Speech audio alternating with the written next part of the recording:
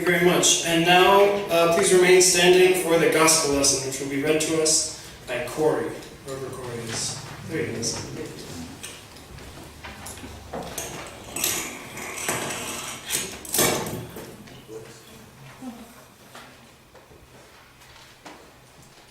God so loved the world that he gave his only Son, so that everyone who believes in him may not perish, but have eternal life. Thank you very much, Corey. Actually, Corey, I want you to stay up here. Now we're going to move into the sermon. And so, we're going to go through, and everyone has a piece of the armor to God to talk about. And we're going to start off with Corey and the helmet of salvation. So please give me your attention. The helmet of salvation is the last stand against evil. What does salvation mean? Save, regulation. It's when you save from your sins. Eternal life. That's it. Right. Thank you very much, Corey. So there you have it. The helmet of salvation is the last line of defense against evil. And salvation is forgiveness and deliverance from our sins, which bind us. Right? And now we have Ray with the breastplate of righteousness.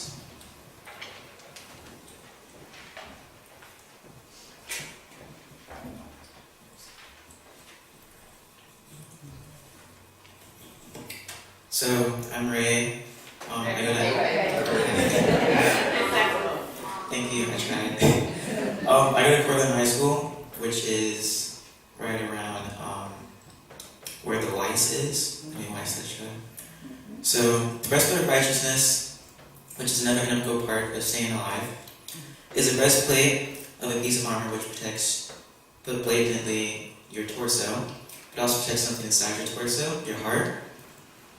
So the breastplate of righteousness resembles the amount of righteousness in our lives, our moral code, so being free of guilt and sin, and what we do in times of need and how we interact with others.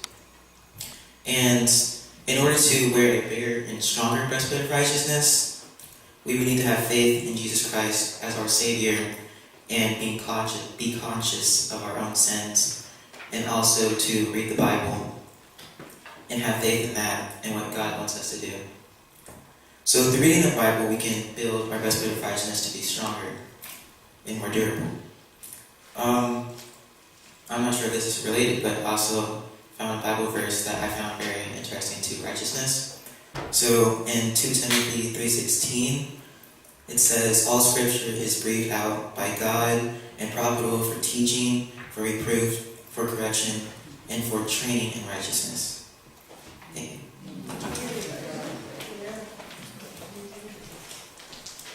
Awesome. So there you have it. The breastplate of righteousness protects the heart. God be righteous to protect your heart from guilt and sin. And we can do that through better understanding the Word of God. Awesome. And now we have Megan with the boots of the gospel.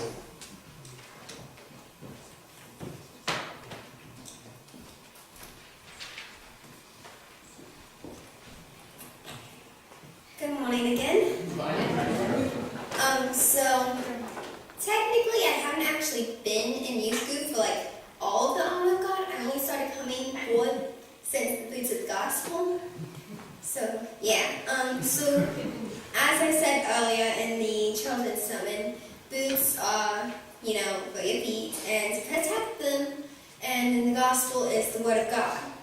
So when we are wearing the boots of the gospel and we're walking around and we're spreading the word of God, this is used to protect us in a way that's not the rest of the armor can do.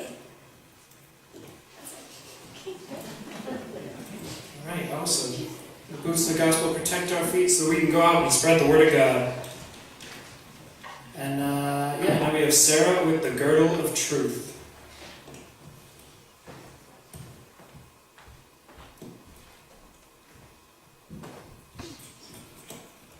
Hi, I'm Sarah. Sarah. I've been going to youth group for about a year. So back in ancient times, a girdle was basically a belt that you would wear around your other armor pieces to keep them together. In our lives, truth is really important so that we can have meaningful relationships with others. And so when we're truthful, it's like we're putting a belt around all our other armor pieces to make our lives better.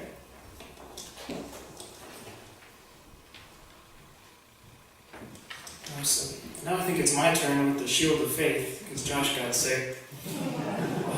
So we hope he feels better. In the whole armor of God, faith is represented with a shield because faith is what helps defend us against all the spiritual evils and flaming arrows of the devil. Psalm 91 states that God is our strong tower and that we are safe beneath the pinions of his wings. When we put our faith in God's love and God's word, that love and his word will protect us from all the hardships and all the evil that might potentially come our way. When we have faith in God and faith in his ability that he will come down and he will protect us in everything that we do according to his plan, there's nothing that can stop us. And that's why the shield is representative of faith in the whole armor of God. And now we have our fashionably late arrival, Miguel, with the sword of the Spirit to explain that for you guys. Amen, absolutely. So, that's loud. Wow. Did I just use my regular talking voice for this? you're loud. Let's try this. So, the sword of the Spirit, a sword in itself is an offensive weapon, but it can be used for some minor defensive purposes. And with the sword of the Spirit, I think I have this right. I'm like 99.8% sure that I have this right. But it's basically the power of words and how words can, change people's opinions drastically, essentially destroy entire empires can fall apart because of somebody's words. What the sword of the Spirit is it's like, how words like, I hate you, can drastically change things, or words like, I love you, can also drastically change things. And it's how words affect things. I've been coming to youth group for, since last year. I haven't really been showing up that often lately. I really do apologize if I got any of that wrong, but like I said, 99.8% sure that I got that right here. That's how Alright, so there you have it, the sword of the Spirit, which is the Word of God. Miguel's absolutely right. Words have a lot of power, and that's what we do here every Sunday as we get up and talk. Because words have the power to carry information and to teach us and to prepare us for our fight against evil. So there's a lot of it out there in the world, and we've got to be ready. Overall, the whole armor of God is here to protect us. When we go out into the world, there's a lot of nasty things that are going to try and get in our way. There's people out there who maybe have undergone some less than happy experiences, and they want to take that out on you. There's things that we can't control, like the weather that might get in our way. There's unfortunate circumstances all around us. But we have to remember that God is here for us. John 3:17 reads that God did not send his Son into the world to condemn the world, but to save it through him. And so through Jesus Christ and the whole armor of God, God's here to love and protect us in all that we do. And even if all else fails, we have our helmet of salvation to carry us and protect us on into the next life, so long as we believe in John 3:16, so long as we believe in his Son. And that's what's so incredibly powerful about this selection of verses, and how immensely amazing it is. And that's something which I hold very close to my heart, because I know that God protects me at all times. And thank you very much. That's our sermon, ladies and gentlemen.